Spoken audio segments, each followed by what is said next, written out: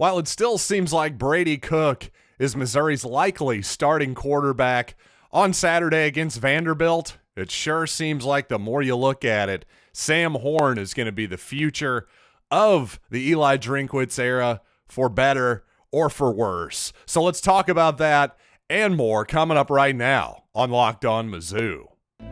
You are Locked On Mizzou, your daily podcast on the Missouri Tigers, part of the Locked On Podcast Network, your team every day.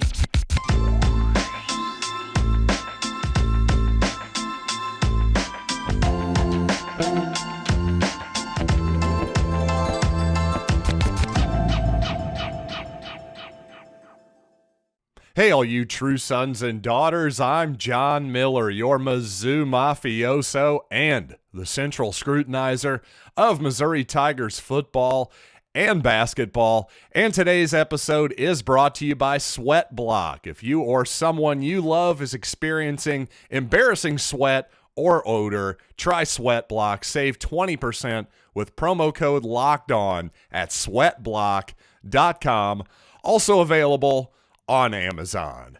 And you know what's available right now over at betonline.net? Well, next NCAA coach fired futures. And probably to no one's surprise, our old friend Bryan Harsin of the Auburn Tigers, by far your leader in the clubhouse at just about even odds. But some other interesting names on there as well, including Kirk Ferentz at Iowa, 7-1, David Shaw at Stanford, 6-1. Shaw was certainly considered one of the great young minds in the game fairly recently, it seems to me, and also Jimbo Fisher at 19-2. But most importantly, if you're a Missouri fan, Eli Drinkwitz checking in at 10-1 to be the next coach fired in NCAA football. Now, frankly, anybody but Bryan Harsin at this point is a bad bet, but I would say that Eli Drinkwitz in particular is a really, really bad bet.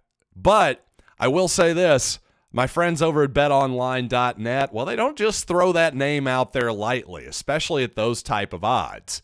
Now, to me, the odds of Eli Drinkwitz actually being fired this season after 2022, especially before somebody like Bryan Harsin, what would have to happen there? Well, certainly Missouri would probably have to get worked pretty good by Vanderbilt on Saturday and then proceed to lose every game the rest of the season, including New Mexico State.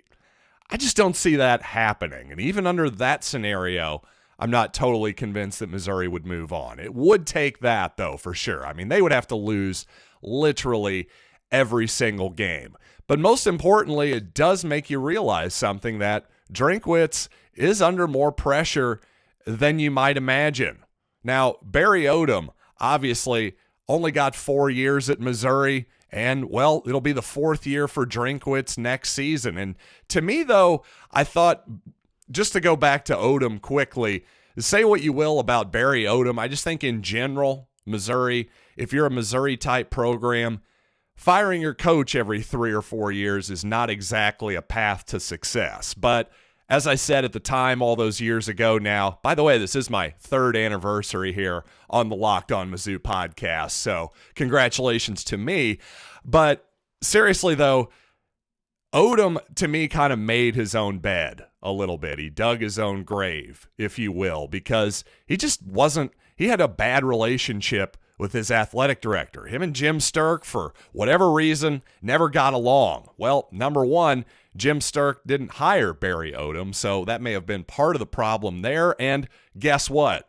We have a similar situation with Eli Drinkwitz and Desiree Reed-Francois. Now, the thing is, I've never heard any actual negative feelings between those two, between Reed-Francois and Drinkwitz. I don't think they have a combative relationship. I've never heard that whatsoever. But it does remain true that Eli Drinkwitz was hired by Jim Sterk, who is no longer here. And guess what? When you're an athletic director, you tend to have a longer leash for people you've hired, like Mike Alden with Gary Pinkel, and a shorter leash for people you didn't hire, like Jim Sterk with Barry Odom. So to me, all this just adds up to, my goodness, how does Eli Drinkwitz get the momentum kind of going back in the right direction for Missouri and his program, for his era and this time in Columbia? Well, obviously it's the quarterback position.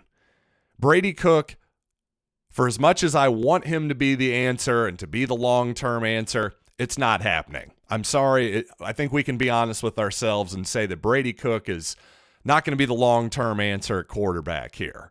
So that means that it's either got to be Sam Horn, which puts a lot of pressure on the right arm of a true freshman without question.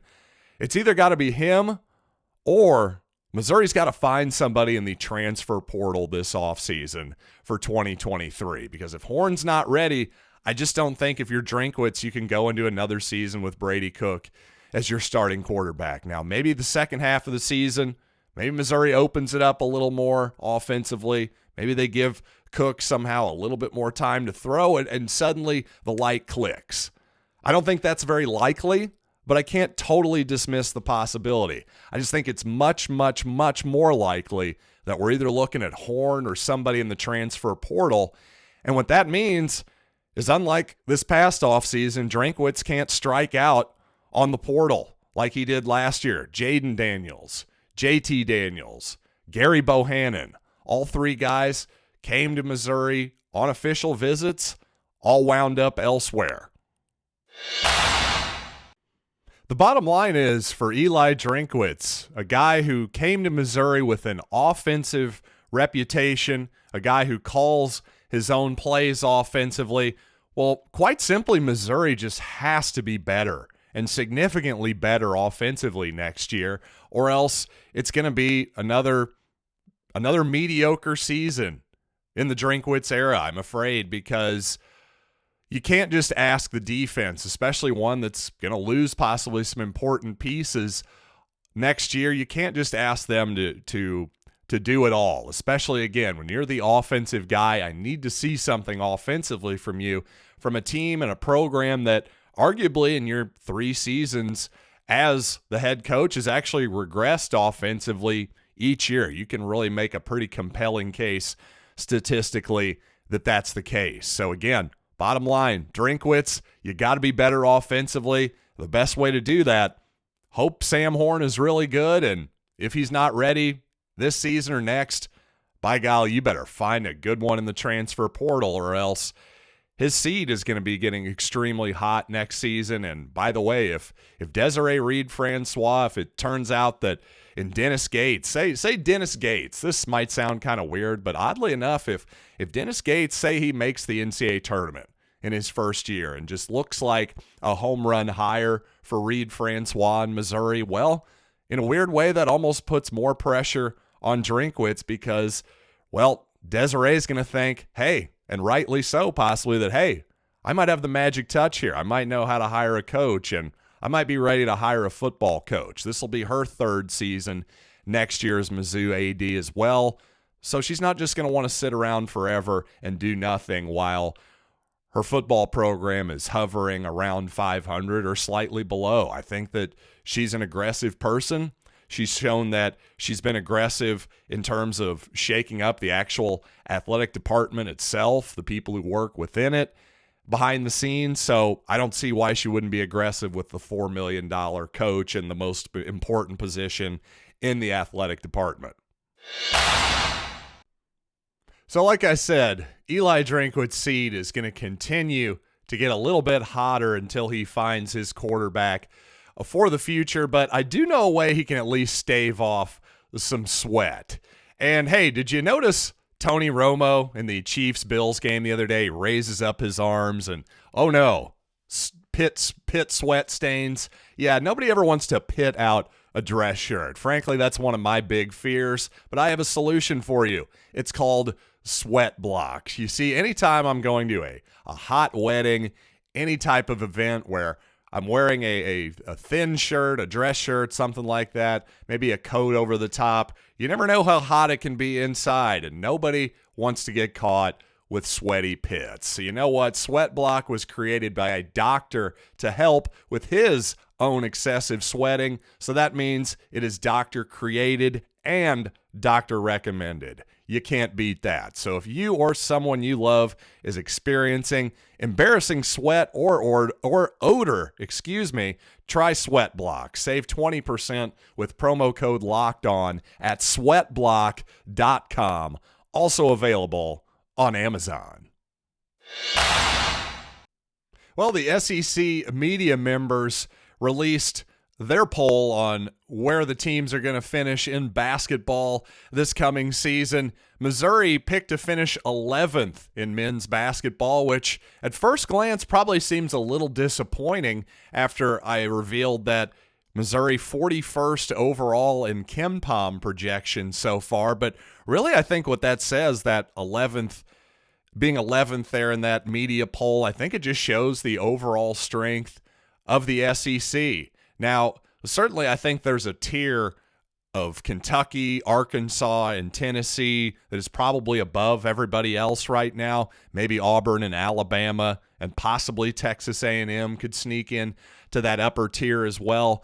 But once you get past that, I think you've got a lot of teams that are solid, at least on paper, but who the heck knows how it's all gonna finish out, because you have so many teams, including Missouri, by the way, Missouri, Florida, LSU, Mississippi State, that have new head coaches this year. So who knows how that's all gonna change out, to be honest with you, how it's all going to finish out. But I think Missouri does have a really good chance to at least be a borderline bubble-type tournament team this year, for sure. I think the projections show that, and I just think that I have a lot of faith in Dennis Gates to get this team together. This seems to be a type of roster that plugs some holes, has some experience. If they can just gel together fairly well, I think you've got a team that should be a lot more fun to watch than last year, at the very least. Let's put it that way. By the way, former Missouri basketball player Dru Smith has made the Miami Heat on a two-way contract, meaning that he'll be with the Heat for some of the season, but they can bounce him back and forth between the Miami Heat and the NBA's developmental league as well. But bottom line, it seems like Dru should make at least about $500,000 this season, and he's got a real chance to stick in the league, which is unusual for a player of his profile, a guy who not only played 4 years in college, actually spent 5 years in college with that extra sit-out year for transferring. A lot of times those guys, especially after having a whole season last year where he didn't play in the NBA, those guys usually don't get that many opportunities. So that's just, to me, a big plus and a big credit to Dru Smith, just as a hardworking human being, that he stuck it out that long and ended up making it happen. Probably one of the more underappreciated Tigers in recent memory, in my opinion. Just a really solid overall player. Didn't take anything off the table, really. Like, what did Dru Smith do badly as a point guard, as a combo guard? Nothing, honestly. You could say he wasn't necessarily above spectacular average at any one skill, but man, he was just solid at absolutely everything. Also just a really tough guy too. Played through some tough ankle injuries and, helped guide Missouri to some big wins, getting them to the NCAA tournament that one year, of course, and just seems like a good, solid citizen too. Recently got married and all that good stuff. Seems like a type of guy who should fit in well with the Miami Heat. Who knows how long it'll really last. We saw with Kim English and Phil Pressey, among others, sometimes the stay in the NBA isn't very long, but just to get that cup of coffee, maybe put 6 figures away in the bank, hey, ain't nothing wrong with that. So congratulations to Dru Smith. And coming up, I want to crack open the Mizzou mailbag once again and answer a few questions, including about why Tyler Macon perhaps hasn't been able to make the jump just yet. But first, I want to tell you about LinkedIn Jobs. And these days, every new potential hire can be sort of a landmine. You never know, because once you hire somebody, you never know. You might be tough to get rid of them. at a certain point. So you want to be 100% certain that you have access to the best qualified candidates available, and that's why you got to check out LinkedIn Jobs. So here's what you do. You post your job, add the purple hashtag hiring frame to your LinkedIn profile, and that will help you spread the word that you're looking to hire. Not that you're looking for a job yourself, but no, you're looking for qualified candidates with LinkedIn. And what LinkedIn Jobs helps you do is find the quality candidates you want to talk to faster. So post your job for free at linkedin.com/LockedOnCollege. That's linkedin.com/LockedOnCollege to post your job for free. Terms and conditions apply. And now for my favorite part of the show. Yes, talk to the audience. And unlike Krusty the Clown, I actually mean that. So let's start off with Gray from YouTube, who asks, have you heard anything specific about why Tyler Macon hasn't been able to make the jump yet?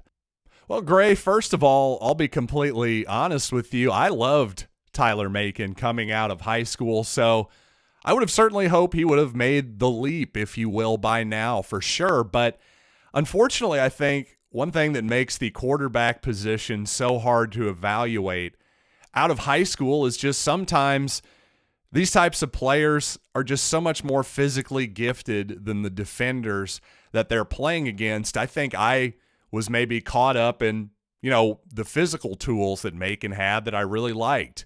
Thought he had a strong enough arm to throw downfield. Thought he had certainly enough athleticism to his game where he could run the ball when he needed to. And despite being only maybe 5'10" or so, he's also a fairly thickly built guy. Again, at least compared to those high school guys that he was going against. And I also really liked Macon's ability, at least what I saw on film in high school, to throw the ball on the move.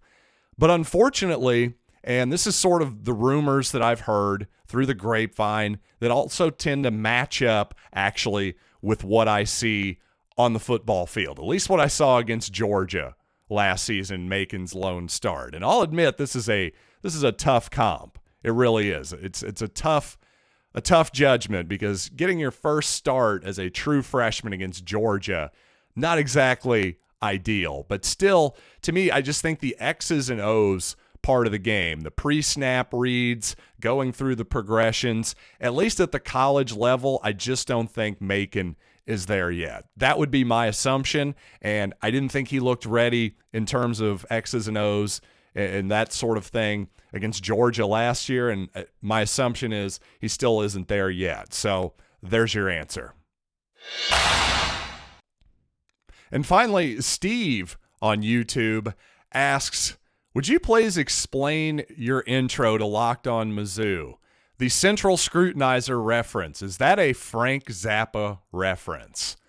Well, Steve, move to the head of the class, sir, because you might be the only person who has actually gotten that reference. Again, I'm 3 years into this show. Probably been doing that intro for at least a couple years. But yes, the Central Scrutinizer is actually indeed Frank Zappa in his, to me, classic album, Joe's Garage. Just an amazing piece of music. If you're of my parents' generation, if you're a baby boomer, Frank Zappa is he's mainstream without being mainstream. He's mainstream without ever being played on the radio, essentially. So you'll never hear Frank on like classic rock stations. But again, if you're of my parents' generation, I'm almost certain you're aware of Frank. My parents got me into Frank, and I'm just a big fan of the guy. I find him funny and to be a musical genius. So the Central Scrutinizer thing, again, if you've heard Joe's Garage before, you'll certainly get the reference. But I also just thought, I kind of am the Central Scrutinizer here. It's just me most of the time talking into a microphone, except when I have the occasional guest. So it just makes me smile when I said it. That's the only real reason. And by the way, another part of that intro that is a complete accident, the "Hey, all you true sons and daughters" thing. Well, perhaps some of you are aware, I'm sure most of you are aware of the Netflix documentary Tiger King. Well, old Carol Baskin, right? Well, apparently Carol has had a long time either podcast or YouTube show, and her intro is, "Hey, all you cool cats and kittens." And here's the thing about that. I looked at that one day. I was like, wow, that's really bizarre. That is the exact same like rhythm and everything. I'm like, did Carol Baskin sneak into my head one day or something? I don't believe so, folks. I think that's actually just a complete and total coincidence that, "Hey, all you true sons and daughters" sounds remarkably like the same rhythm of "Hey, all you cool cats and kittens" from Carol Baskin. I promise you, wasn't trying to shout out Baskin there.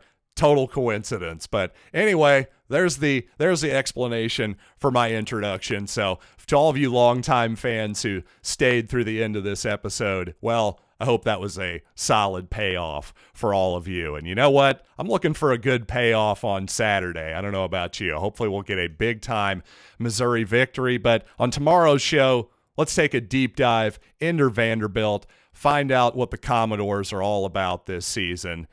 And also, hey, if you want a daily explanation and just recap of the day in sports, there's no other place that you need to go other than Locked On Sports Today. Please subscribe on YouTube, Apple Podcasts, Spotify. Again, that's Locked On Sports Today.